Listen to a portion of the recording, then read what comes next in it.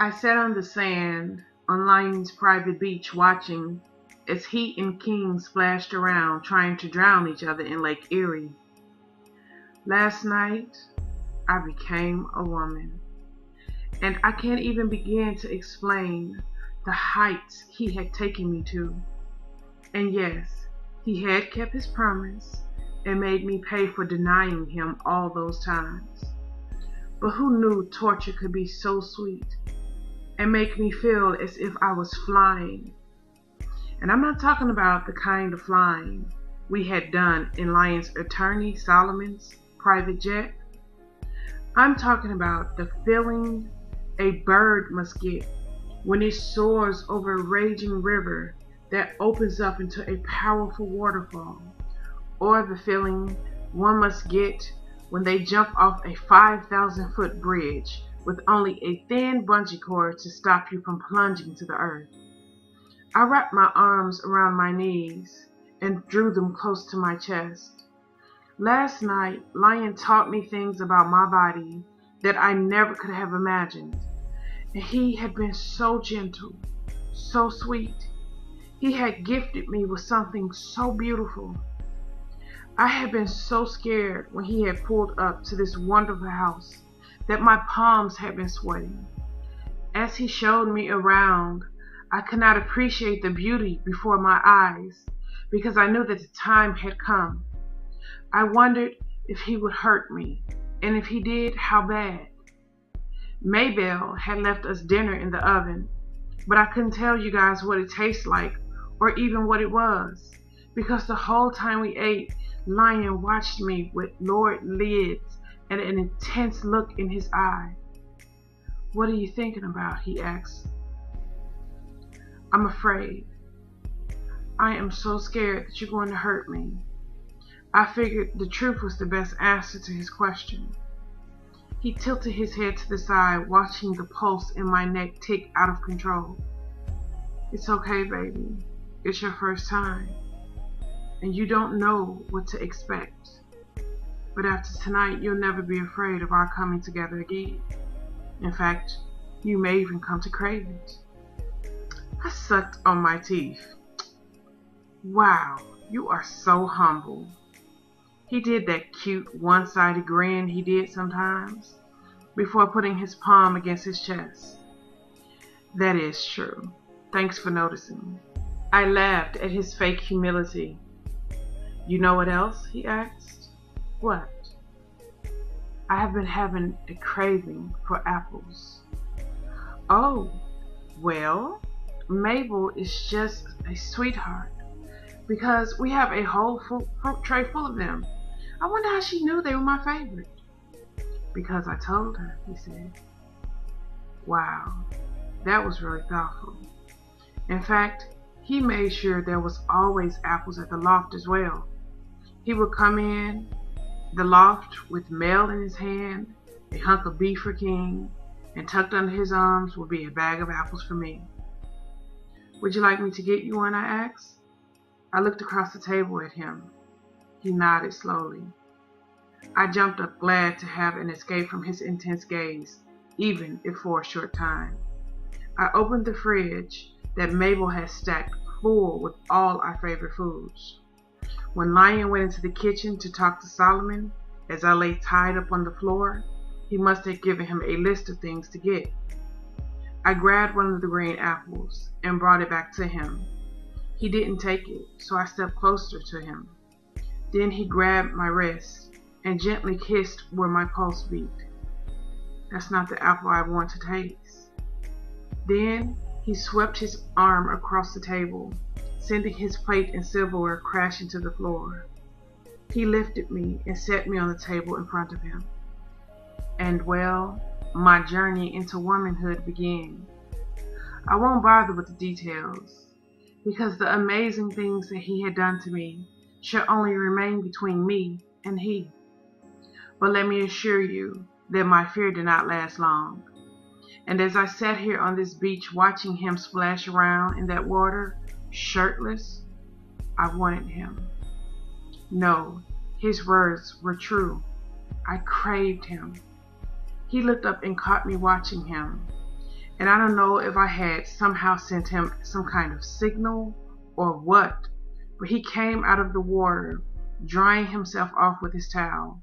And without missing a beat, he bent down and scooped me up, carrying me back into the house. But we didn't make it no further than the kitchen.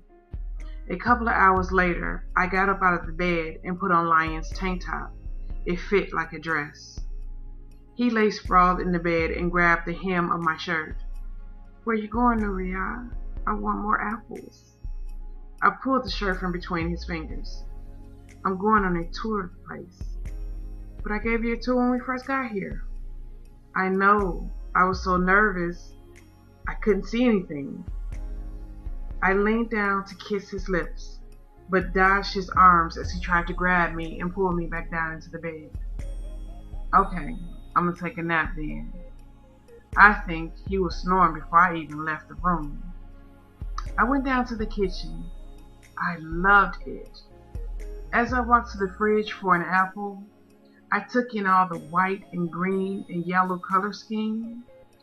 Lion couldn't have come here often because everything here looked so new. I took a bite out of my apple and opened the cabinet. I pulled down one of the coffee mugs. It was so pretty. It had a sunflower on it. I turned it upside down and it still had the price tag on it. Then a thought came to me as I picked up several more items. These things weren't like new. They were new. I went into the living room. Yesterday when he showed me this room, I could remember thinking that the furniture was something I would pick out. But as I looked at the gray heather cushions with the orange striped pillows, it dawned on me that this wasn't something I would pick out. This was the living room set I had picked out. One day I had been sitting at the table at the loft, going through a furniture catalog that had been sitting on the table as I drank my morning coffee. Oddly enough, Lion came strolling in, drinking one of those nasty greenish brownish concoctions he drank several times a day. He sat next to me, kissing my ear and playing with my hair. The whole time asking me what I thought of this piece of furniture or that one. At the time, I didn't think anything of his behavior.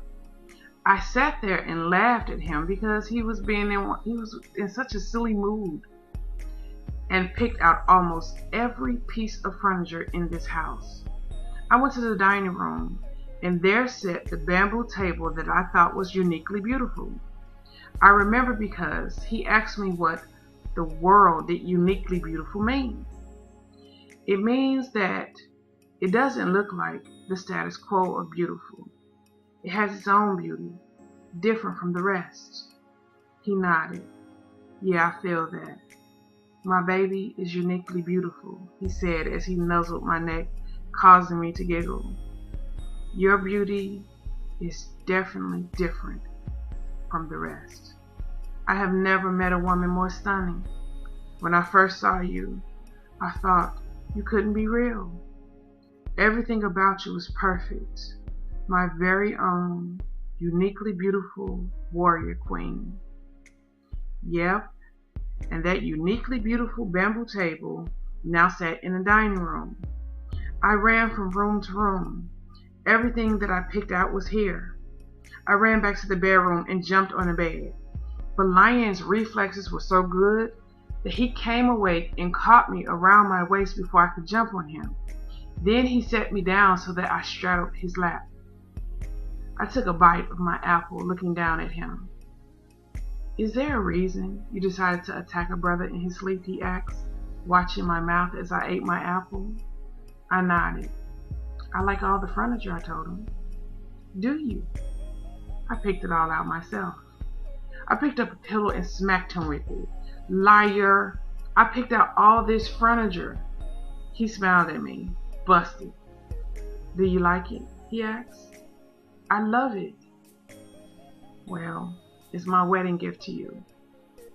Tears began to well up in my eyes, y'all.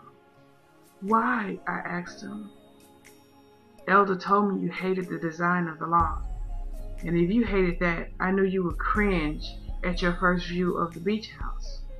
So I left that catalog on the table and waited till you started looking through it, and I took some mental notes. He tapped his head, and then the tears started rolling down my face.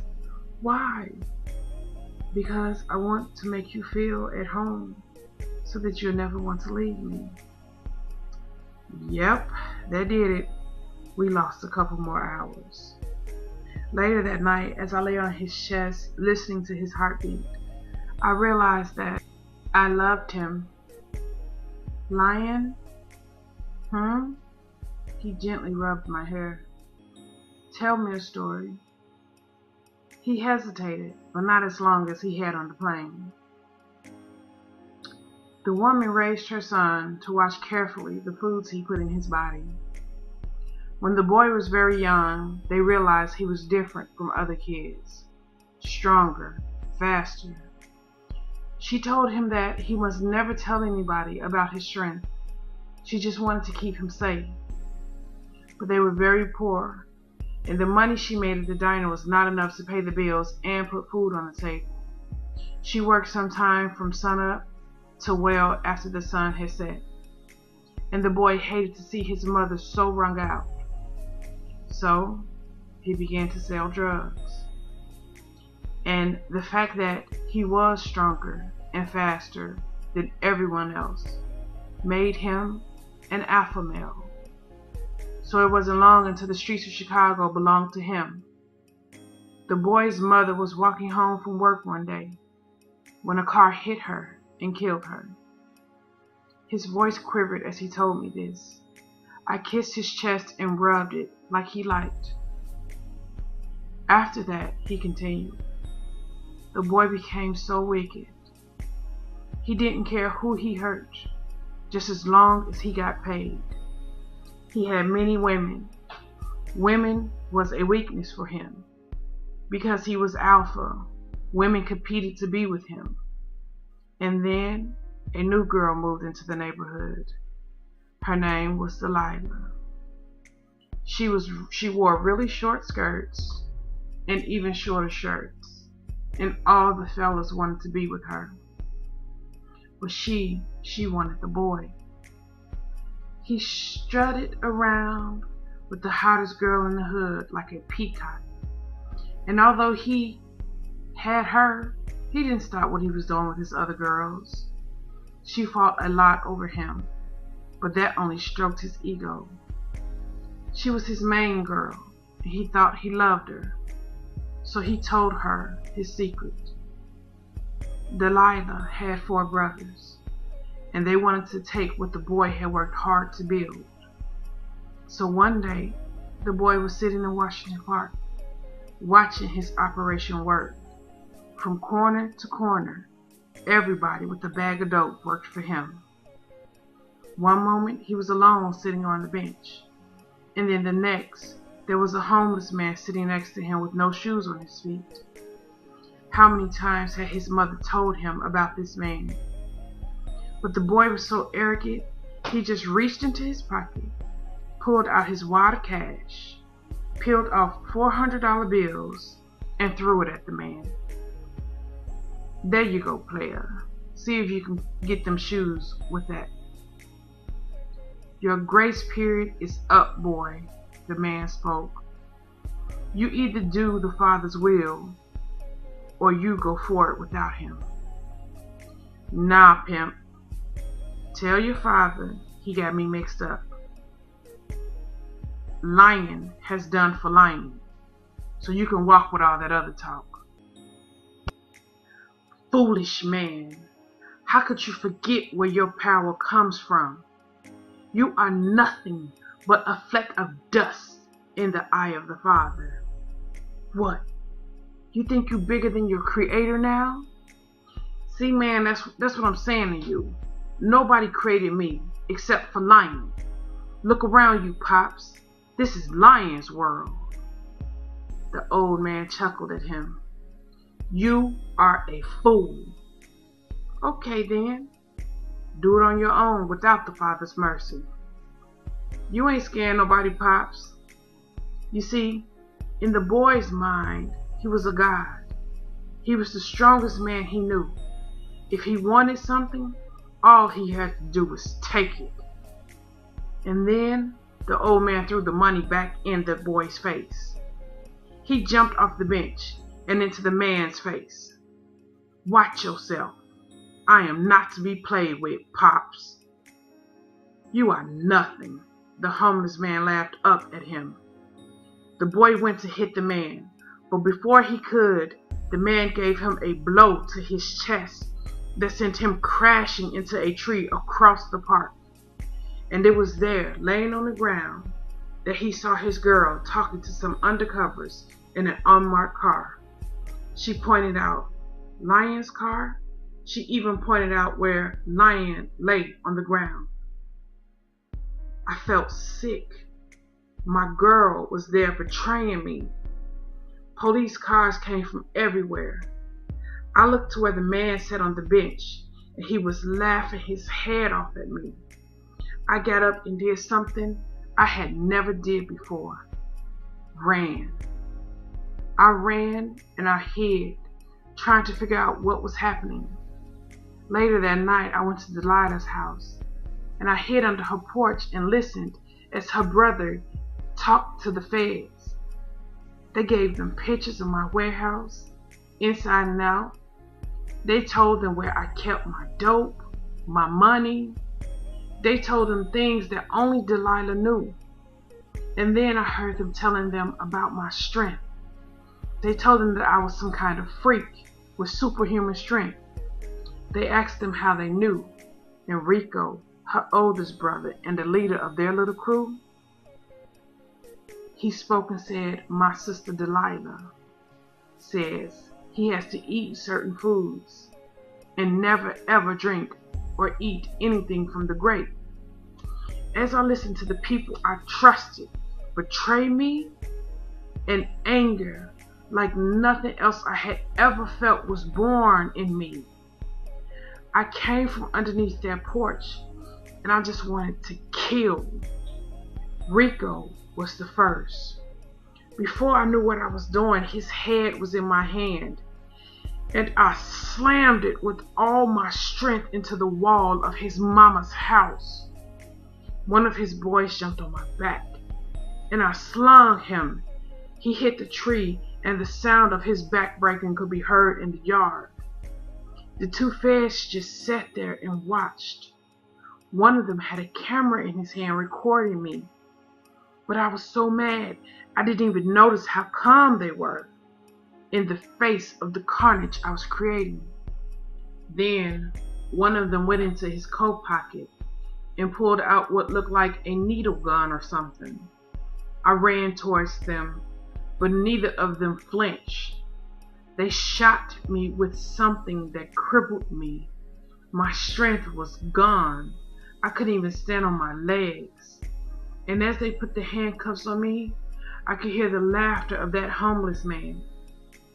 When I showed up in court, I had the best lawyer money could buy.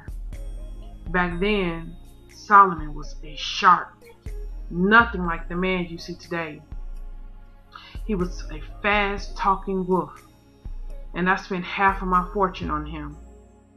They had everything. Delilah had taken pictures, made recordings of deals I had made while she was with me. Everything she had single-handedly destroyed me. It was a long trial. Solomon had worked magic back then. But something happened between he and me. It was like, although we were from separate worlds, me the slums, and he Beverly Hills, something was changing in our lives at that same time.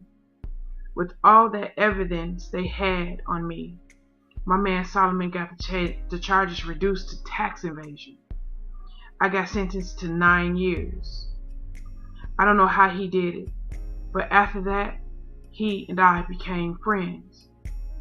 He came every week to see me and bring me things. He said he didn't know why, he just had the feeling that he needed to keep an eye on me. Big-Ch had been my best friend since we were coloring with crayons together. He had been indicted and sent to prison with me as well. And that was when we met the preacher. I was only a shell of a man then. Without my strength, I felt useless. The preacher began to share things with me and Big Ak that changed our lives. He told me about Yehuda, one of the sons of Jacob, and how he too had been a strong man, and how he too had fallen for the wrong woman that destroyed his life. He said strong men are not uncommon in the nation of Israel, and that it was a big cover-up to keep that fact hidden. He gave me books to read, one of which had been the scriptures themselves. I couldn't believe what I was seeing. Story after story about men like myself, my ancestors. I ate up all that he gave me to read. And then I began to pray. The preacher told me that my punishment was not over and that I had to pay for my sins. And the next morning while I was sleeping, a group of men came into my cell and they shot me with something that put me out. When I woke up the first time, I was laying in a hospital bed with tubes coming in and out of my body. I was in so much pain. They cut my hair and it was inside my head. They gave me all kinds of hallucinants, trying to break my mind and rebuild it for their own purposes. Years passed, baby, and the only thing that kept me sane was the word. The words that I had read in the scriptures. I pretended to be broken, and they began to train me to be some kind of super soldier or something. And then one day, they had brought in a lion's cub, put a gun in my hand, and told me to shoot it. You know, they always did things like this, sick little exercises to see how far I would go. And baby, for the life of me, I couldn't shoot it. They had had me killed before, but it was something about that little cub and I couldn't do it. They beat me and starved me. They locked me and that little cub in a room with that gun and said that they would not open the door until one of us was dead. Days passed, weeks. I lost track of time. But I held that little cub in my arms and I recited the words that I had read in the scriptures to him over and over. And although our bodies starved, we had our daily bread. And it helped us. It was enough. And then one day, baby, the cell door just opened. And when it did, I could feel my strength coming back. But there with my strength was that anger that had been born in me on that day I was betrayed. And when I left out of that cell, that little cub followed close behind me. And I destroyed anything and anybody that found themselves in my hands. There was an elevator. I got on it and I went up 60 levels. When I got off, I was standing in an abandoned warehouse. Broken windows, rats, the works. Sitting in the car outside was Solomon. Come on, bro. We gotta get out now. I picked up that little cub and jumped in the car. When he pulled off, he hit a switch and that place went up in a huge explosion. Can't let the powers that be here know I was behind this, he said. Behind what, I asked? Your escape. You see, the whole time I had been finding Yah in prison, before I was taken, I had shared all with Solomon. Plus, he had a few run-ins with the preacher himself. How? I thought you said that the preacher was locked up in jail with you, I asked him. Yeah, me and Big Ak thought that too. But we soon came to find out that there are no walls that can hold the preacher, in or out. Solomon said it was the preacher who showed him where I was. And Solomon, who apparently was a little more than just an attorney, planned my escape. Who were these people that kidnapped you? I asked. Lion shook his head. That's enough of that story for now, okay? He pleaded with me, his eyes He just wanted me to be satisfied with what he had given me. And even though it caused him pain, he did it anyway. I nodded and climbed up his body to kiss him. I wanted to do whatever it took to make the pain of his memories go away.